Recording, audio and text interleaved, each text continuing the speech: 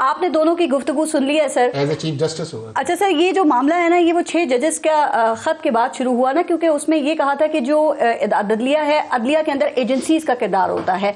तो आप समझते हैं कि जब ये खत आया था उसी वक्त इसके ऊपर कार्रवाई होना चाहिए थी, या कम से कम तहकीकात तो की जानी चाहिए थी ना, ताकि जो इल्जामात हैं वो दुरुस्त हैं या इसमें कितनी हकीकत है? पर देखें, उस वक्त जब लेटर गया था, इस responsibility of chief justice Pakistan की एड्रेस उनको हुआ था कि आपका काम था कि आप इसके ऊपर प्रॉपर तरीके से एक इंक्वायरी ऑर्डर करते। प्रॉब्लम ये थी कि उस वक्त ये जजेस को आके कोर्ट में आके गवाही देनी पड़नी थी, कोई प्रूफ था नहीं, एक हेयर से थी, जिसकी वजह से ये इंक्वायरी नहीं की गई, जो मेरी अपनी रीडिंग है। इसलिए अदरवाइज इंक्वायरी करते उसका फैसला होता। सर, ये खुद भी जजेस से ये खुद भी नोटिस ले सकते थे ना, लेकिन मैंने नहीं किया जी। लेट तो नहीं देखे ना, जिस द इशू। सेकंड है कि आपने सुप्रीम कोर्ट ने इस्लामाबाद सब जज ने अपने आप को कॉन्ट्रोवर्शियल बना लिया है जी। साथ आपको क्लियर पता चल गया कि जी कौन से जजेस कौन सी लाइन को टो कर रहे हैं जी, विच इज नेवर हैपेंड, और जिसकी वजह से आपने अपने आप को ग्रुपिंग कर ली। और अभी भी आप देखें ये लेटर लिखा गया है। मुझे अब ये बताएं कि क्या अगर सुप्रीम कोर्ट के नंबर 2 जज जी इस्लामाबाद में आते हो तो क्या he will become junior most अगर वोट लेंगे? ओथ हो गया, ओथ इज डन। अच्छा, बात यह कि पाकिस्तान के लिए ओथ लिया उन्होंने, कोई एक अपने सिंध के लिए तो ओथ नहीं लिया, या उन्होंने पंजाब के लिए ओथ तो नहीं लिया, बलूचिस्तान या सिंध के लिए नहीं लिया। ठीक, इट इज एक दफा ओथ ले लिया कि जी हमने ये कानून के मुताबिक पाकिस्तान का इनको देखते हुए मैंने कसम खाई, मैंने ओथ लिया, that's the end of it.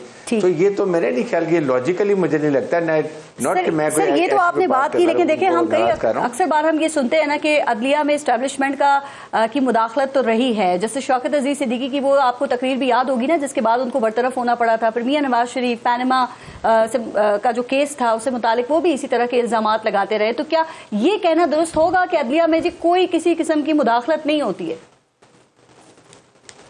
देखिए, बात यह है कि इस वक्त गवर्नमेंट को जो 26 अमेंडमेंट लेकर आई हैं, बिकॉज आपने एक इशू ऐसा बना दिया कि उनको अपेरेंटली लग रहा था कि whoever become the chief justice of Pakistan, उनकी इंक्लिनेशन क्या है।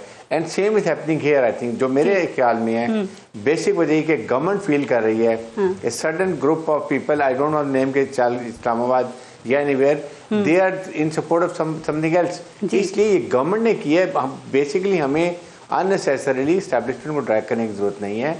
हमें ये देखने की बात है कि उनको ड्रैग नहीं करते हारिस नवाज साहब, लेकिन इस वक्त जो मामला जिस पे हम बात कर रहे हैं उनको देखते हुए आपका क्या तज्जिया, आपको क्या लगता है कि इस वक्त हुकूमत का अदलिया में कोई किरदार या मुदाखलत या रोल ज्यादा नहीं बढ़ गया? चूंकि देखें ना, बात तो यही हो रही है कि वो लाहौर हाई कोर्ट के सीनियर जज को लेके आए ताकि इस्लामाबाद हाई कोर्ट का उनको चीफ जस्टिस बनाने की बात हो रही है। फिर जो इस्लामाबाद हाई कोर्ट के इस वक्त जजेस हैं, तो इसका मतलब फिर उनको तो कॉर्नर किया जा रहा है ना सर। तो क्या ये अदलिया की आजादी इसको कहेंगे फिर आपको रहेगी बरकरार इस तरह अगर होता है?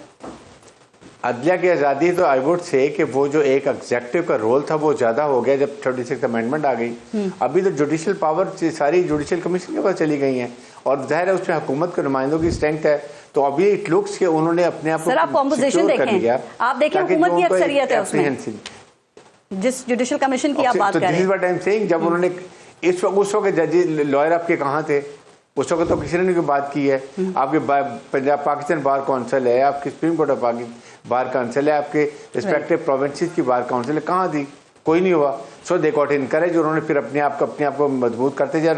और हर हुकूमत की खास तौर पर पाकिस्तान में तो हमेशा कोशिश ये रहती है कि आप हुकूमत अपनी अदलिया को कहीं ना कहीं थोड़ा बहुत उनकी मर्जी के फैसले हों। ठीक है, पिछले कुछ दिनों में, पिछले कुछ अदवार में इट लुक्स अदलिया वाज इंडिपेंडेंट, तो उन्होंने ग्रेजुअली 26 अमेंडमेंट से आके अपना होल्ड किया है, and now they are firing the shots. मतलब असर रसूख है, बढ़ गया है फिर अदलिया में इस वक्त गवर्नमेंट का।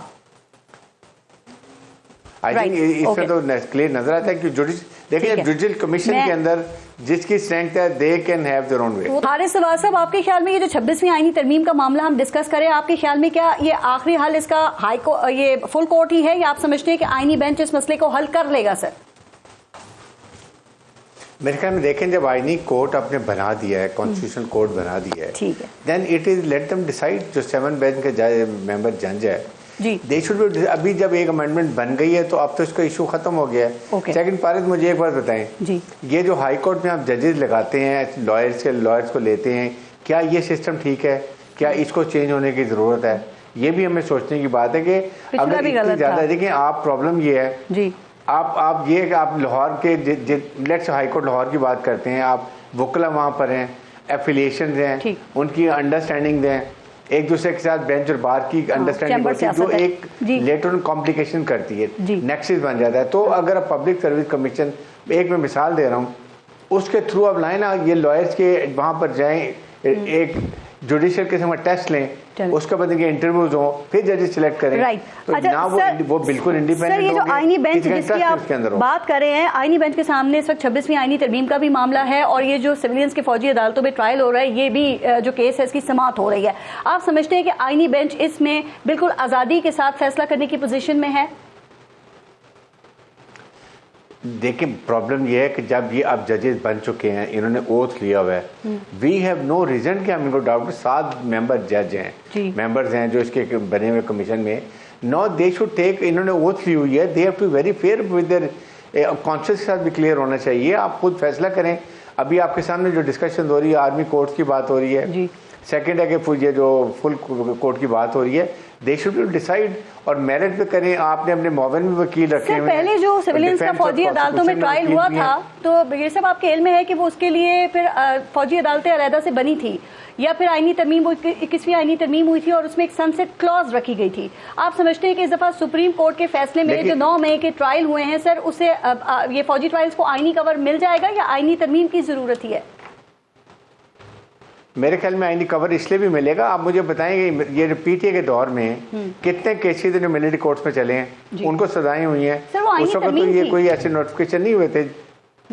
तो इसी तरह अभी आप ये देखेंगे इस वक्त भी अगर हो सकता है कि अल्टीमेटली ये जो डिसीजन आता है आपके आईनी कोर्ट्स का, तो वो वहाँ पे हो सकता है इसको कवरेज कर दें, एंड बिकॉज अभी उनको सजाएं भी हो गई हैं, सब कुछ हो चुका है, तो जाहिर है वो यही तो मकसद है कॉन्स्टिट्यूशन जजेस का कि आप वो इसको वटेवर इज में कैसे लीगलाइज करते हैं या इसके खिलाफ डिसीजन देते हैं। सवाल काफी उठ रहा है, मैं चाह रही हूँ इसको भी जरा जल्दी से एड्रेस कर दीजिएगा कि ये जो 9 मई के मुल्जिमान हैं, क्या इनका जो दहशतगर्द हैं उनके साथ कोई ताल्लुक हो सकता है जो कि पाक फौज के पे हमला करके हमारे जवानों को शहीद करते हैं? ये मवाजना हो सकता है जिन्होंने 16 दिसंबर को साने है एपीएस में मासूम बच्चों को शहीद किया था, या जो भी फौजी अमलाक पर हमला करेगा वो इसी कैटेगरी में फॉल होगा? नहीं, देखें, इसके अंदर अगर याद हो कि मिलिट्री ने, एस्टेब्लिशमेंट ने बड़ी दफ़ा कहा कि इसमें दहशतगर्द थे, इवन उन्होंने कहा जो उनके घर पे भी कुछ दहशतगर्द थे, अगर आपको याद हो। इसका मतलब ये है कि कहीं ना कहीं इंस्टिगेशन थी, उनको लाया गया था, उनको इश्तियाल दिलाने के लिए, उनको साथ हेल्प करने के लिए, इवन वो भी हो सकता है अंदर भी कुछ लोग गए हों। बात यह है कि ऐसे लोगों को जिन्होंने फौज और अवाम में डिवाइड करने की कोशिश की, अवाम में फौज के अंदर खुदा न खास्ता कोई एक अनरेस्ट पैदा करने की कोशिश की, कमांड और ट्रुप्स में फ़र्क डालने की कोशिश की, ऐसे लोगों को अगर आज आप ट्राई नहीं करेंगे, ये कल फिर करेंगे। इसलिए ऐसे लोगों को जो, और वो भी सिलेक्टिव लोग जिनके खिलाफ 100% प्रोसिक्यूशन एक्शनेबल एविडेंस मौजूद है, सिर्फ उनको ट्राई किया जा रहा है। अदरवाइज बाकी लोगों को पता है कि नॉर्मल केसेस उनमें ट्रायल हो रहे हैं।